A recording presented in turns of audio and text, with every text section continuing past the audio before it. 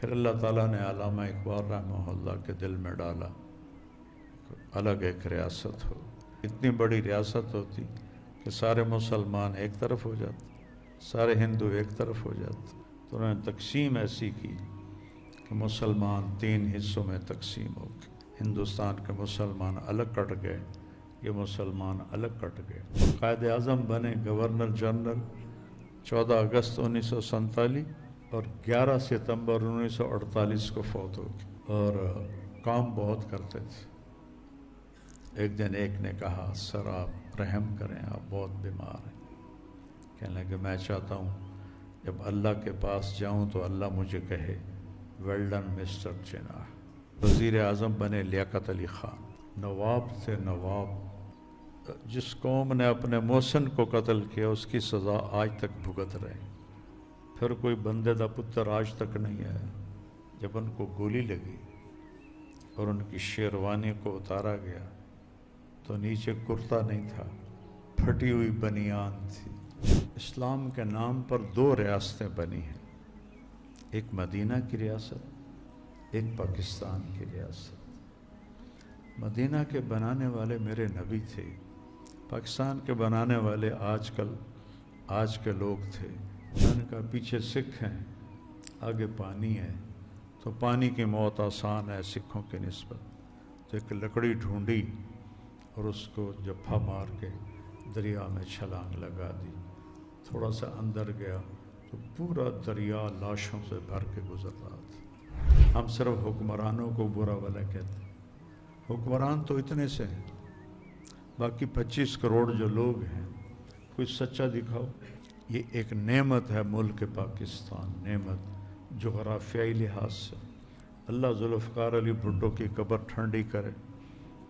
اس نے سمگلنگ سے سارا ایٹمی پروگرام منگوایا. تو خوشی تو تب منائیں کہ کوئی خوشی کی لہر بھی تو دیکھیں. تو بیٹا شکر بھی کرو کہ اللہ نے ہمیں ایک بہت قیمتی خطہ عطا فرمایا، اور آنسو بھی بہاؤ کہ ہمارے ہی ہاتھوں سے یہ تباہ ہو رہا ہے. 27 رمضان پاکستان کا وجود آیا. 27 رمضان کیا مبارک دن ہے.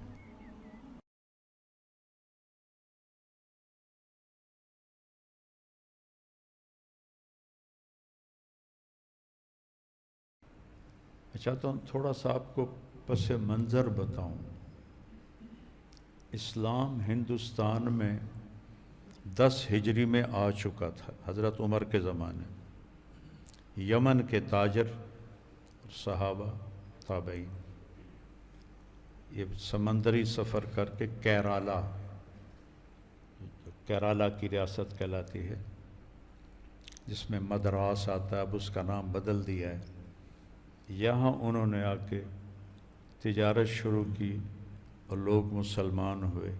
کیرالہ کا بادشاہ مسلمان ہوا. حج کا سفر تیاری کی، کشتیاں تیار کیں، اور اس سے پہلے ہی اس کی وفات ہو گئی. 10 ہجری میں یہاں اسلام نے قدم رکھے. پھر دوسرا دور آیا ہے محمد بن قاسم رحمۃ اللہ علیہ، جو یا للحجاج یا للحجاج یا للحجاج. راجہ طاہر کے ڈاکوؤں نے حج قافلہ لوٹ لیا تو ایک لڑکی نے یہ پکارا یا للحجاج.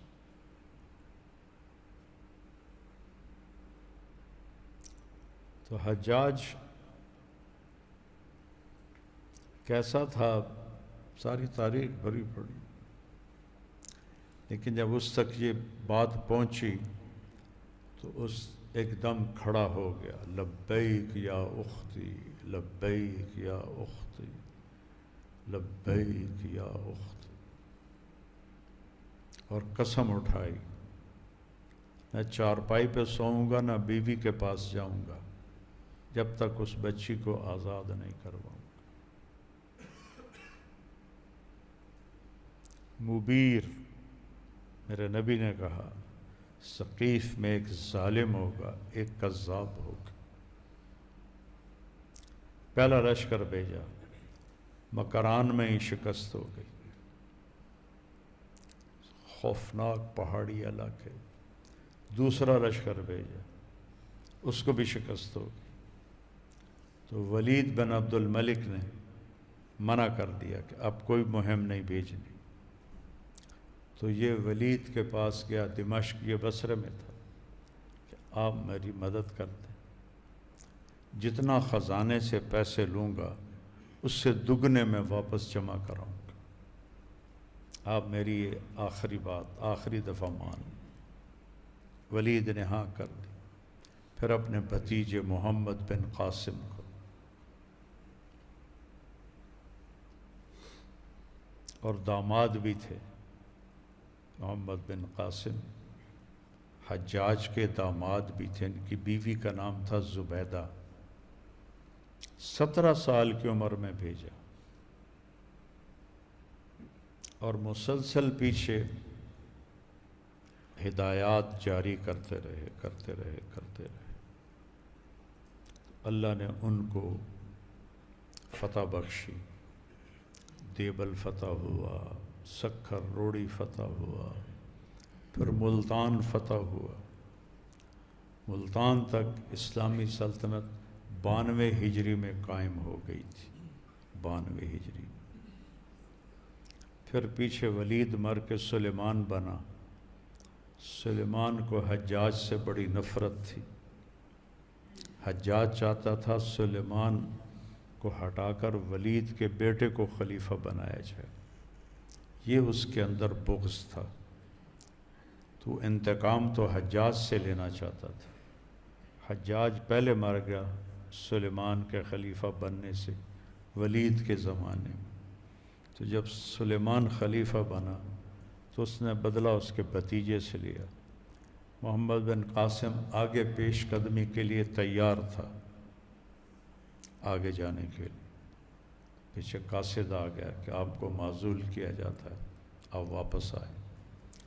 تو لوگوں کو پتہ تھا، جب یہ آیا تھا تو 12,000 فوجی اس کے ساتھ، جب یہ ملتان پہنچا تو 1,00,000 فوج تیار ہو چکی تھی، مقامی ہندوؤں کی، مسلمان ہو کر، اور جو مسلمان نہیں ہوئے انہوں نے اس کے بت بنا کے پوجا کی، اتنے رحم دل اور انصاف والا تھا۔ 17 سال کی عمر میں گیا تھا، 21 سال 22 سال اس کو واپس بلا لیا گیا، اور اسے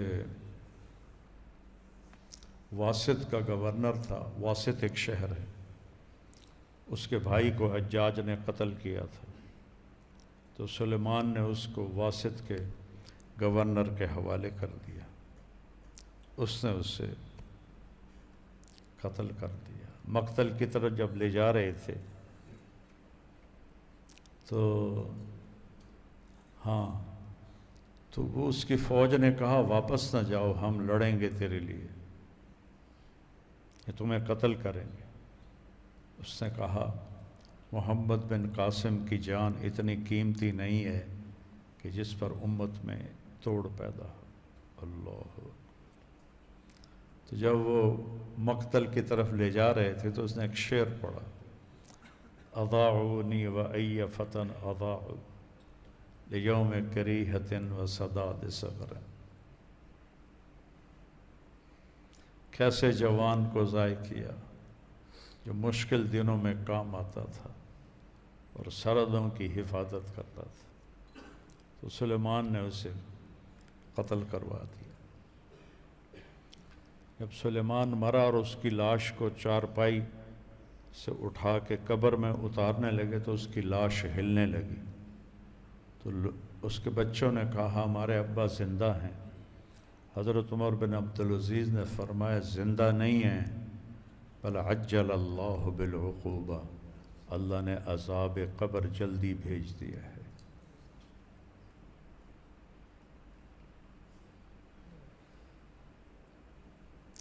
پھر ہندوستان میں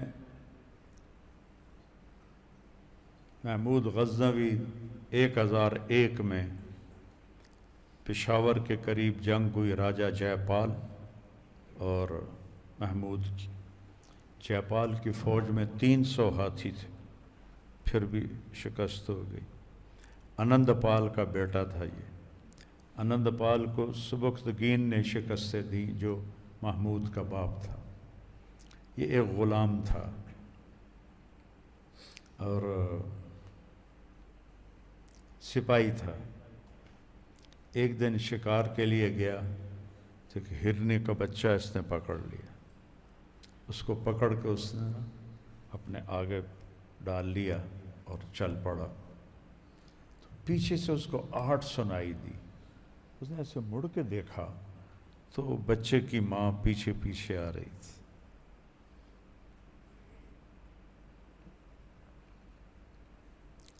تو سبکتگین کو رحم آیا، اس نے بچے کو چھوڑ دیا۔ رات کو اللہ کے نبی کی زیارت ہوئی، تم نے ایک بے جان پہ رحم کیا، اللہ تجھے تیری اولاد کو بڑی حکومت دے گا۔ تو سبکتگین فوج میں بڑے عہدے سے چلتا چلتا سالار بن گیا۔ بادشاہ مرا تو یہ قابض ہو گیا۔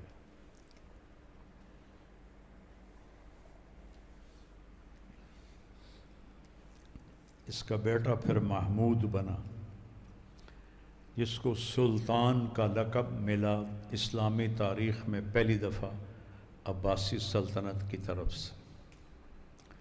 تو اس نے 17 حملے کیے۔ آخری حملہ 1027 میں، پہلا حملہ 1001 میں۔ آخری حملہ اس کا سومنات پر تھا۔ سومنات اس وقت سب سے بڑا مندر اور معبد تھا۔ اس میں شیو کا بت تھا، تو وہ ایسے کمرے میں معلق تھا۔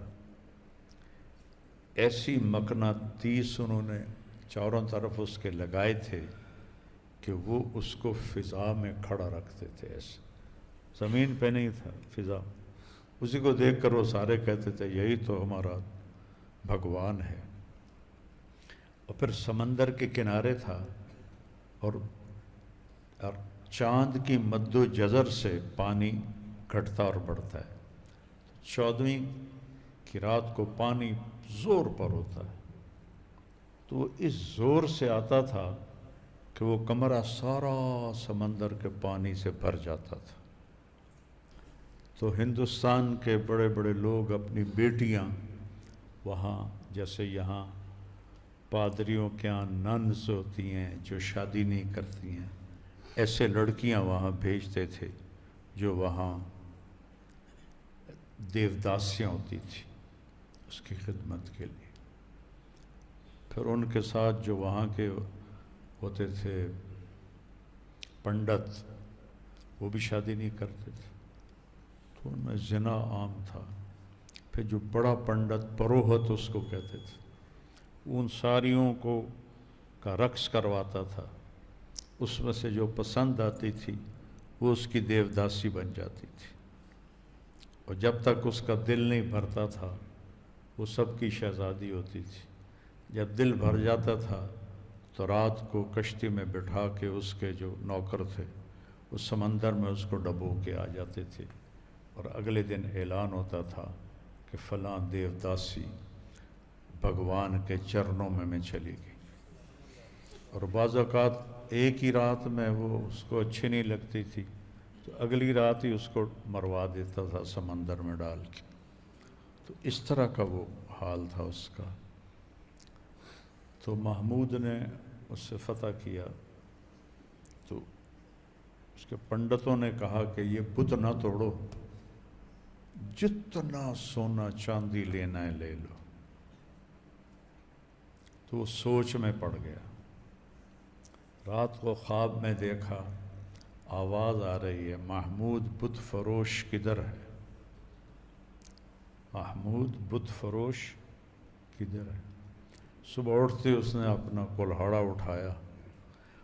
محمود کی تلوار کو عام آدمی نہیں اٹھا سکتے تھے، اتنی وزنی ہوتی تھی، تو نے ایک ہی کلہاڑے سے اس کے 2 ٹکڑے کر دیے، اور اس میں سے اتنا زیورات ہیرے نکلے جتنے وہ پنڈت پیش کر رہے تھے اس سے ہزاروں گنا زیادہ تھے.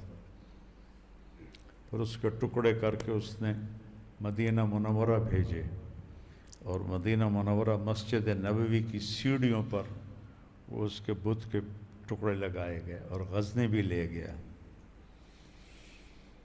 تو لیکن اس نے حکومت قائم نہیں کی، اور مطلب سمجھ میں نہیں آتی، دعوت کا سلسلہ بھی نہیں بنایا. واپسی پر وہ یہ سندھ کے راستے سے ملتان کے قریب سے گزرا تو یہاں کرامتہ کی حکومت تھی. حسین بن قرمت، قرمت کہتے ہیں ٹیڑھی پنڈلی والا، یہ اسماعیلی شیعہ تھے. تو ان میں سے ان کا ایک یہ سردار بنا، ان کا امام بنا. اس نے ساری نمازیں ختم، شراب حلال، مسلمان کو قتل کرنا حلال، اور سور حلال، اور اس طرح کا. اس کرامتہ نے وہ تباہی مچائی ہے جس کی کوئی حد کوئی. انہوں نے اسے بڑا تنگ کیا. تو اس وقت وہ چلا گیا. پھر آخری حملہ اس نے ملتان پہ کیا، 17واں. اس میں تلمبے اس نے پڑاؤ ڈالا اور کچھ نہیں کہا. سب ملتان پہ جا کے کرامتہ کو، وہ تو مسلمان ہی نہیں تھے. پھر 1191 میں شہاب الدین غوری نے پرتھوی راج پہ حملہ کیا اس کو دعوت دینے کے لیے. اس میں اس کو شکست ہو گئی اور بہت بری طرح زخمی ہوا، اور ایک غلام نے اس کو پیچھے سے پکڑ کے باہر نکالا.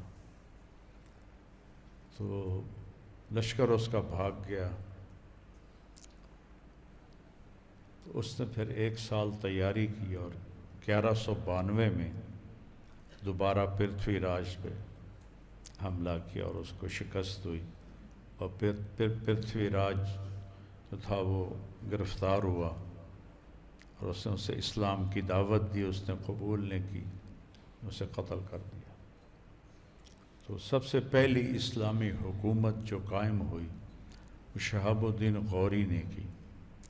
شہاب الدین غوری آئے ہیں غزنویوں کے بعد. اس کے بڑے بھائی کا نام تھا علاء الدین جہاں سوز، دنیا کو آگ لگانے والا. اس کمبخت نے غزنویوں سے بدلہ لینے کے لیے، اس وقت غزنی سلطنت محمود کے بیٹے تھے مودود مسعود، وہ آپس میں لڑ لڑ لڑ لڑ کمزور ہو گئے تھے. تو اس نے غزنی پہ حملہ کیا اور پورے غزنی کو آگ لگا دی. سب بشر جانور جلا کے رکھ دی. تو اس کا بھائی تھا شہاب الدین غوری، یہ اس سے بالکل الٹ تھا. تو اس نے یہاں آ کے باقاعدہ حکومت قائم کی.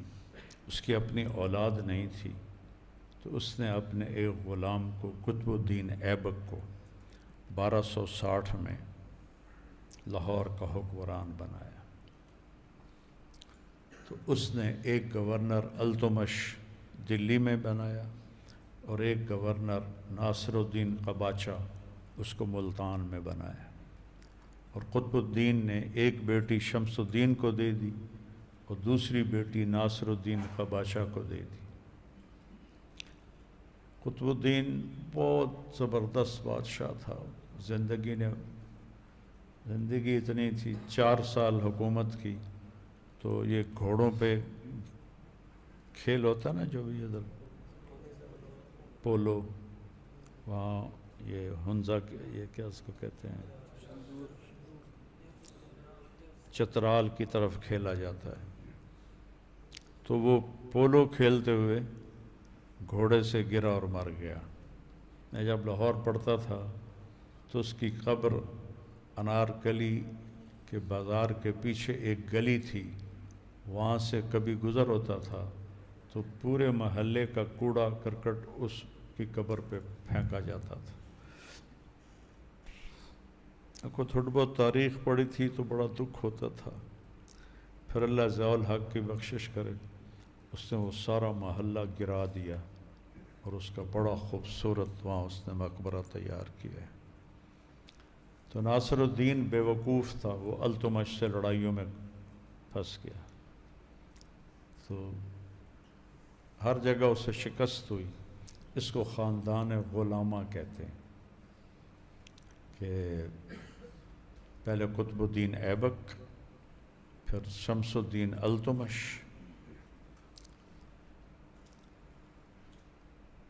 التمش کے سامنے 20 غلاموں کی ٹکڑی آئی فروختوں نے، تو اس نے 19 خرید لیے، 20واں چھوڑ دیا۔ وہ ذرا شکل کا اچھا نہیں تھا، قد بھی چھوٹا تھا، تو اس نے پوچھا ان کو کیوں خریدا ہے؟ کہنے لگا اپنے لیے۔ کہا مجھے اللہ کے لیے لے لو، خرید لو۔ تو یہ جواب اس کو پسند آیا، اس نے اس کو خرید لیا۔ تو التمش کے بعد حکومت اس کے بیٹے ناصر الدین، وہ بھی التمش کے تقوی کا حال سنو۔ جب قطب الدین بختیار کاکی رحمۃ اللہ تعالیٰ کا انتقال ہوا تو ان کے جنازے پر ان کے خادم نے وصیت سنائی کہ حضرت کا فرمان تھا میرا جنازہ وہ پڑھائے جس کی تہجد کبھی قضا نہ ہوئی ہو، جس کی عصر کی 4 رکعات کبھی قضا نہ ہوئی ہو، سنت غیر مقطع، اور جس کی تکبیر اولیٰ کبھی قضا نہ ہوئی ہو، وہ میرا جنازہ پڑھائے۔ سورا دلی شہر کھڑا ہوا، کوئی بھی اس شرط پہ پورا نہیں۔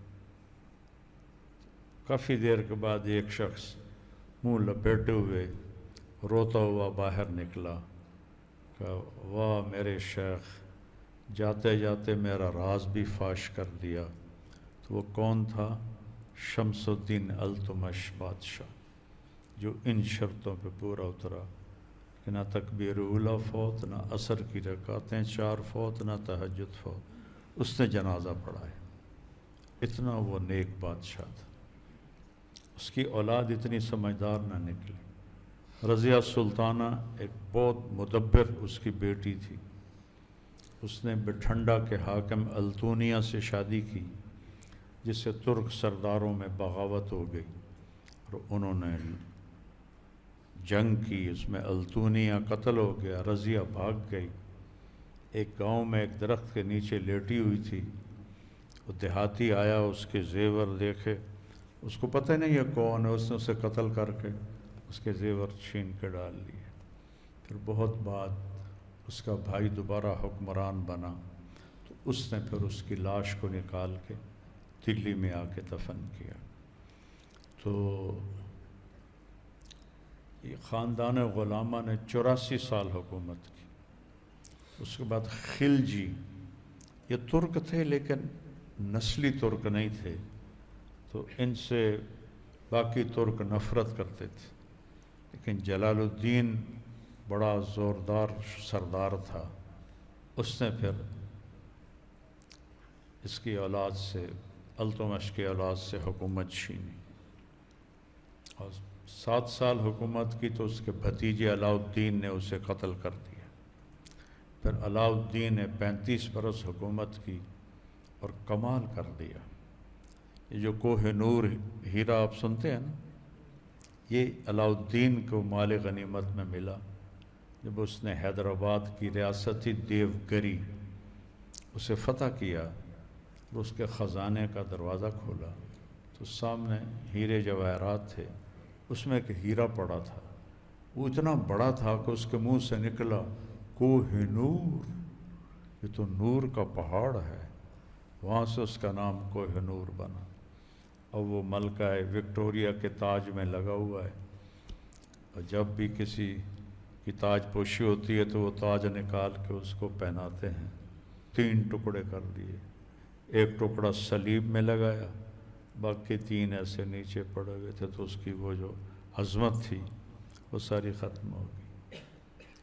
پھر خلجیوں میں خسرو ایک غلام تھا ہندو، لیکن مسلمان بن کے اس نے حکومت پہ قبضہ کر لیا۔ تو پھر اللہ نے تغلق، یہ بھی ترک تھے، تو علاء الدین تغلق نے حکومت خلجیوں سے چھینی۔ تغلق کے دور میں 1399 میں وہ خبیث، مجھے ایک ہی آدمی سے بغض ہے، وہ ہے امیر تیمور۔ 5 فٹ 4 انچ اس کا قد تھا اور دونوں ہاتھوں سے لڑتا تھا، ایک ہاتھ میں کلہاڑا ہوتا تھا، ایک ہاتھ میں تلوار ہوتی تھی، اور 33 سال میں کبھی شکست نہیں کھائی، اور اس طرح قتل عام کرتا تھا جیسے کہ کتے مارے جائیں، اور سارا مسلمانوں پر اس نے ظلم کیا۔ تو خبیث آدمی تو کسی کافروں سے جہاد کر۔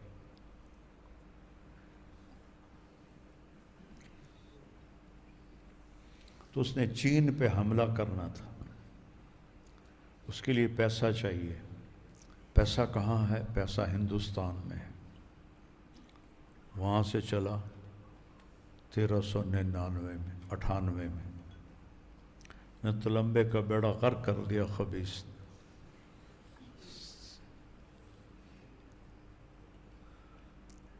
بہت یہاں قتل عام کیا۔ پھر بٹھنڈا سے ہوتا ہوا دہلی پہنچا اور لاکھوں انسان ذبح کر دی اور خزانہ لوٹا، اور اس کا ایک سردار تھا خضر خان سید، اس کو حکومت دے دی۔ تو خاندان غلامہ کے بعد خلجی، پھر تغلق، پھر سید۔ تو وہ خزانہ لے کے واپس چلا، 1 لاکھ قیدی اس کے ساتھ جا رہے تھے۔ تو سفر میں مشکل پیش آئی تو اس نے مسلمان الگ کر کے باقی سب کو وہیں قتل کروا دیا۔ خبیث ان کو چھوڑ دے، گھروں کو چلے جائیں، سارے قتل کروا دے۔ تو پھر اس کے بعد اس نے 1402 میں باجزید یلدرم سے جنگ کی، جو اس وقت یورپ کو فتح کرتا جا رہا تھا، اور اس کو بہت بری طرح رکھا اپنے ساتھ۔ پھر 1405 میں وہ نکلا چین فتح کرنے، ہندوستانی خزانہ لے کر۔ وہ نکلا سردیوں میں، بلا تھی وہ کہ سردیوں میں باقی ملکوں کو ہوگا کہ سردیوں میں کون حملہ کرتا ہے، برف باری کے ملک تھے، سردیوں میں نکلا۔ راستے میں سردی لگ گئی، 72 سال عمر ہو گئی تھی، نظر بھی کم آتا تھا، تو انہوں نے اس کو پالکی بنائی، پالکی میں اوپر رضائیاں، اس میں اس کو ڈال کے چلتے رہے، یہاں تک کہ قازقستان پہنچا، ازبکستان سے قازقستان، قازقستان اور چائنا کا بارڈر ملا ہوا ہے، تو اس بارڈر پر ایک شہر ہے اترار، جس پر سب سے پہلے چنگیز خان نے حملہ کیا تھا۔ اس کے خارزمی بادشاہ کے گورنر کی حماقت نے 2 کروڑ مسلمان قتل کروا دی۔ انیل جک اس کا نام تھا۔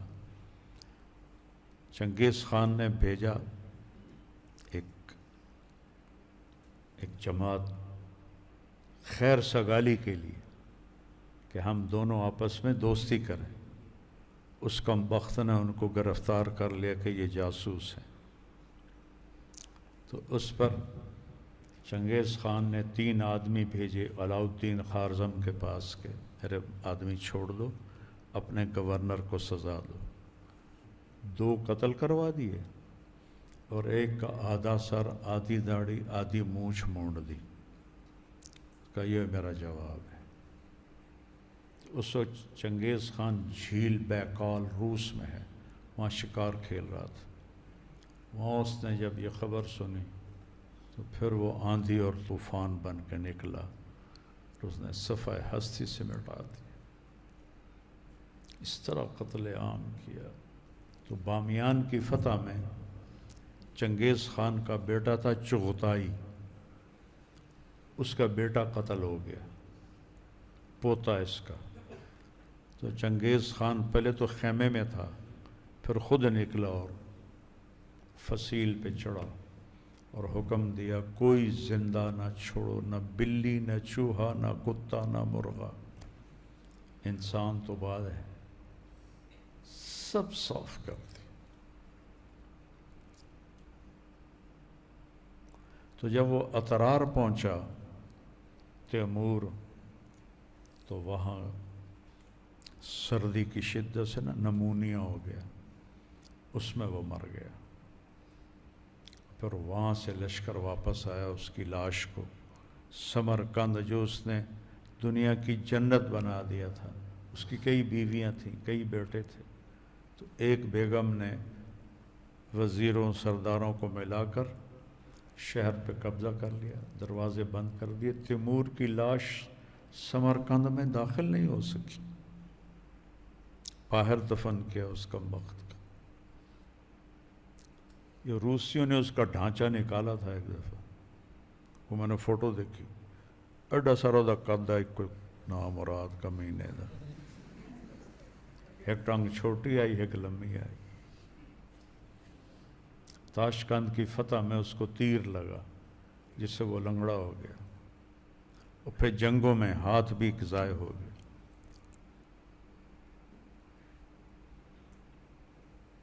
جب اس نے حملہ کیا بایزید پر، تو اس کے آنے سے پہلے ایک شہر اس نے فتح کیا، تو 5000 سپاہیوں کو زندہ دفن کروا دیا، زندہ دفن کروا دیا۔ سادات سے پھر جو آخری تھے ان کے حکمران، انہوں نے خود ہی حکومت بہلول لودھی کو دے دی، تو پٹھانوں میں حکومت چلی گئی پہلی دفعہ ہندوستان۔ بہلول کا بیٹا تھا سکندر، بہت نیک، بہت قابل، بڑی خوبصورت حکومت کی۔ سکندر کے زمانے میں 1498 میں واسکو ڈی گاما پرتگال سے آیا، اور اس نے کیرالا میں اپنے چھاونیاں قائم کی۔ وہ کچھ درندے تھے خبیث، نہ ایمان تھا نہ انسانیت تھی۔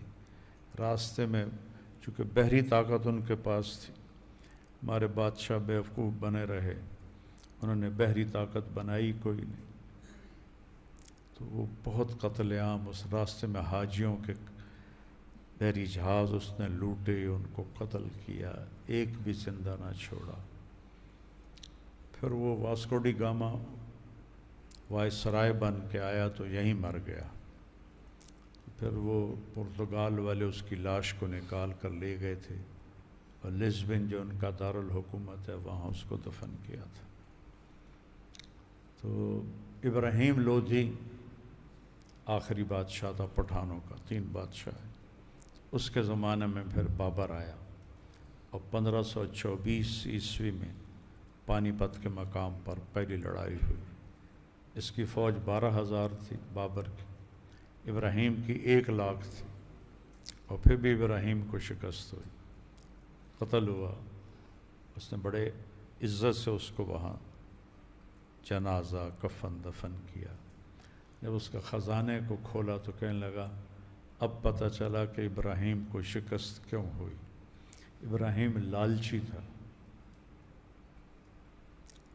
تو وہ خرچ نہیں کرتا تھا اپنے فوج پر، اور بابر کچھ روکتا نہیں تھا، سب فوج پہ خرچ کر دیتا تھا۔ تو اس کے سپاہی دل کے ساتھ اس کے ساتھ، ابراہیم کے سپاہی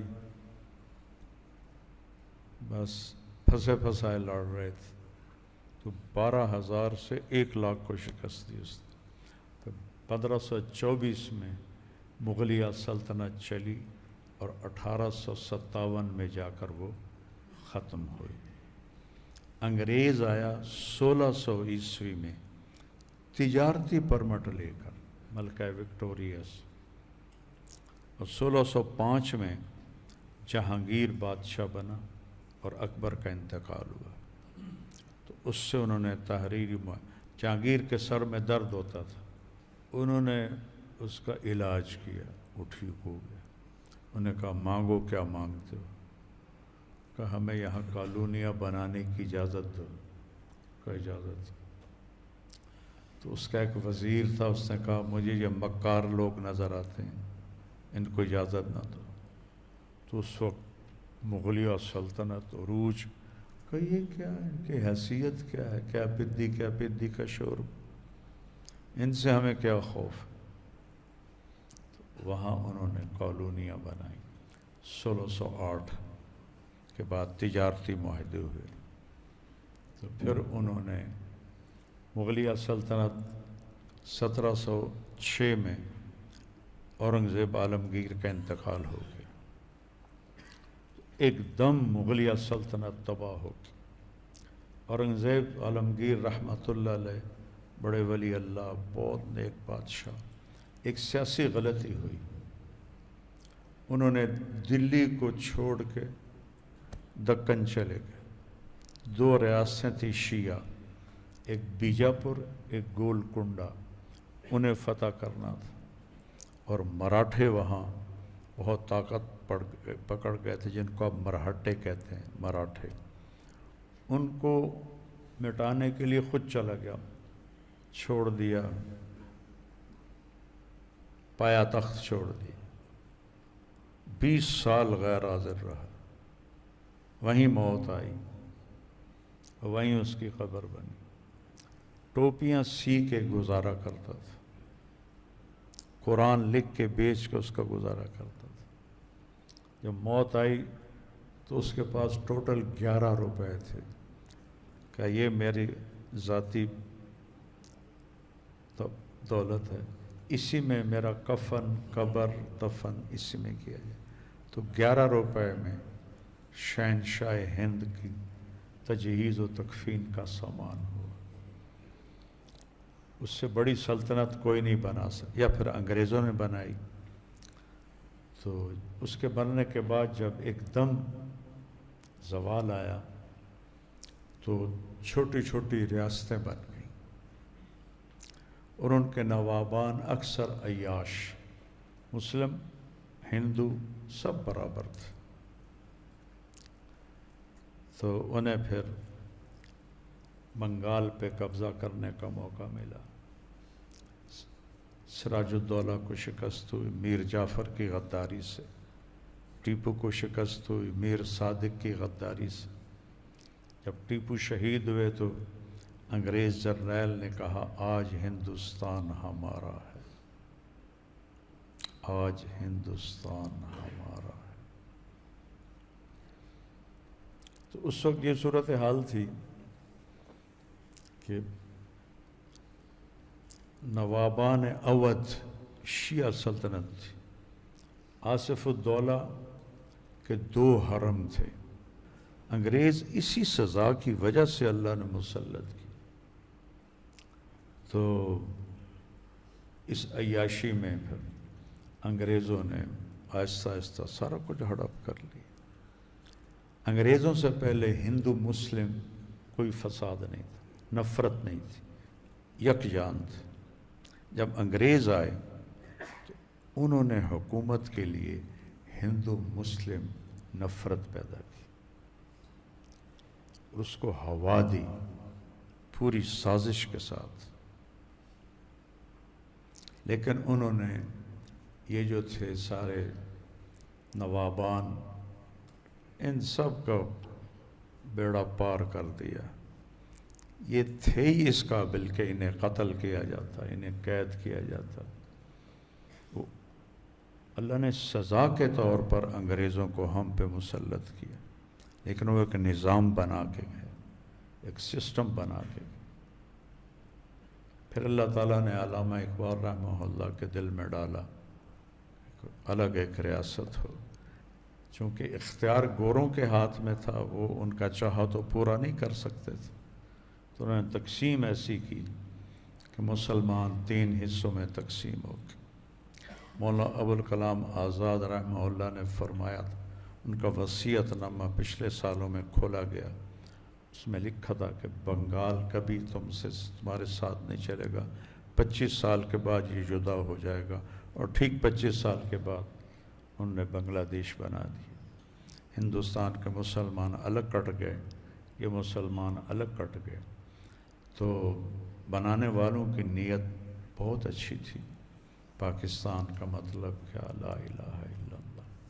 لیکن کوئی تقدیر کے فیصلے ہیں کہ نہرو بنا وزیر اعظم، 19 سال حکومت کی، 19 سال، اور قائد اعظم بنے گورنر جنرل 14 اگست 1947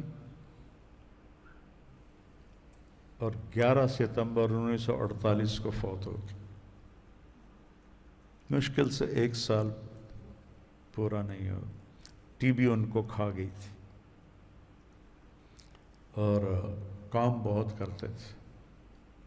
ایک دن ایک نے کہا، سر آپ رحم کریں، آپ بہت بیمار ہیں. کہنے لگے میں چاہتا ہوں جب اللہ کے پاس جاؤں تو اللہ مجھے کہے ویل ڈن مسٹر جناح. یہ جملہ مجھے بڑا رلاتا ہے ان کا، ویل ڈن مسٹر جناح. وہ ویل ڈن ہی کر گئے، لیکن نصیب کھوٹا تھا. تو پھر ان کی جگہ گورنر جنرل بنے خواجہ ناظم الدین 3 سال تک، اور وزیر اعظم بنے لیاقت علی خان 1948 میں بنے، اور 1951 میں ان کو قتل کر دیا گیا. نواب تھے، نواب، اور ان کی سفید شیروانی ہوتی تھی اور نیچے پاجامہ ہوتا تھا، پر ٹوپی ہوتی تھی.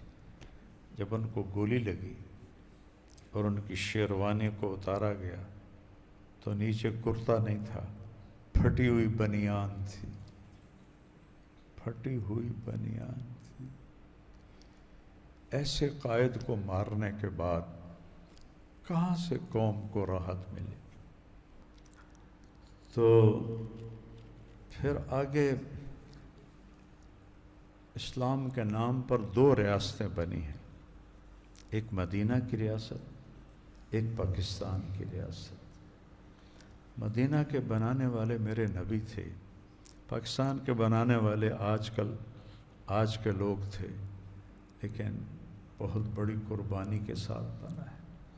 میرے والد صاحب کے دوست تھے سائیوال، جو سرگودا کے پاس ہے، وہاں سے آتے تھے. بتا رہے تھے کہ میں جلندھر سے نکلا، خاندان سارا کٹ گیا. میں رات کو سفر کرتا تھا، دن میں چھپ جاتا تھا کمواد میں. چلتے چلتے چلتے میں لاہور کی طرف پہنچنے کی بجائے دریائے ستلج پہنچ گیا. دریائے ستلج بھرپور تھا. میں نے کہا پیچھے سکھ ہیں، آگے پانی ہے، تو پانی کی موت آسان ہے سکھوں کے نسبت.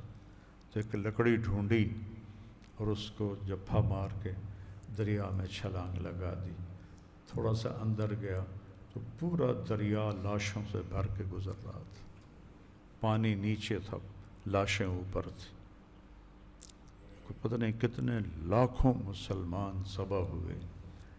قیامت کے دن ان کو ہی حساب دینا مشکل ہو جائے گا پاکستانیوں کو کہ ہم نے اس لیے جانیں دی تھی کہ یہاں زنا کے اڈے، شراب کے اڈے، جوئے کے اڈے، قتل و غارت، دشمنیاں.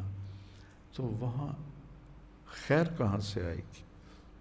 کسی بھی قوم کو اللہ نے اس لیے تباہ نہیں کیا کہ بھوکے تھے، اس لیے تباہ کیا کہ ظالم تھے.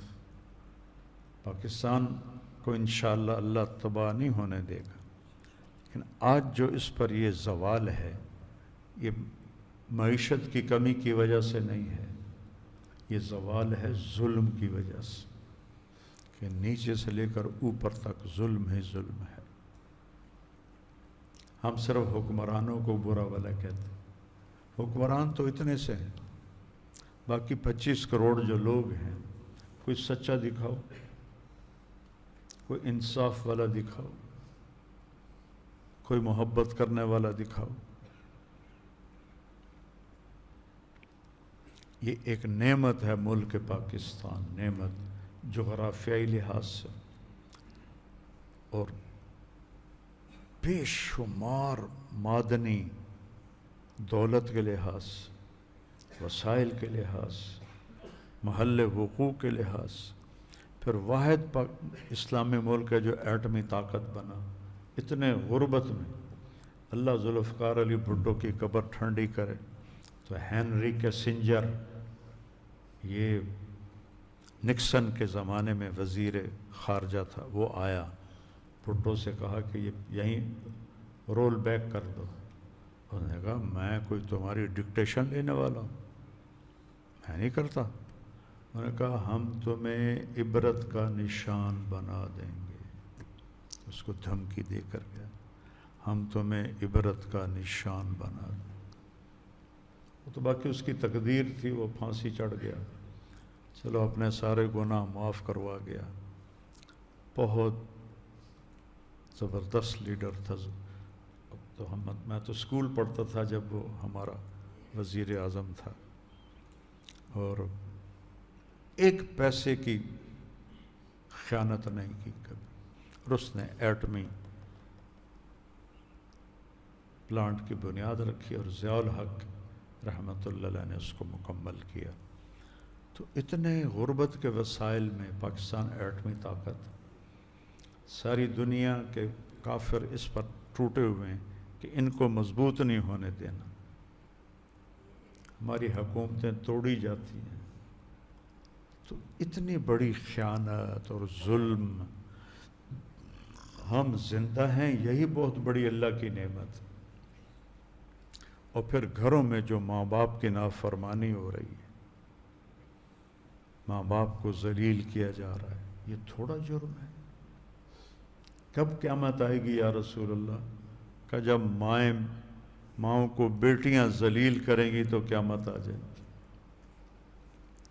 آج کل کی پڑھی لکھی بچیاں، جن کو پڑھا لکھا کہتے ہیں، ماؤں کے ساتھ کیا سلوک ہے ان کا. پھر گھر میں خاوند بیوی کے ساتھ کیا کر رہا ہے، بیوی خاوند کے ساتھ کیا کر رہی ہے، بھائی بھائی کے ساتھ کیا کر رہا ہے. تو 25 کروڑ مل کر ایک ایسی فضا قائم کی ہے کہ اوپر والا حالات بننے کا فیصلہ نہیں کر رہا. اس لیے آج دعوت کے میدان میں پھرنا فرض ہے. یہ مدرسے تم چند لڑکے بیٹھے ہو، بس تصوف میں چند مرید بیٹھے ہیں، بس تبلیغ ایک ایسا کام ہے کہ لوگوں کو پیچھے پھر کے اسلام پہ لاؤ. تو اللہ نے بہت خوبصورت خطہ دیا ہے. چاروں موسم ایک ہی وقت میں ہوتے ہیں. یورپ میں چلے جاؤ، یا سردی ہے یا بہار، لیکن یہاں ایک ہی وقت میں. ابھی چلے جاؤ ناران، رضائی لینی پڑے گی.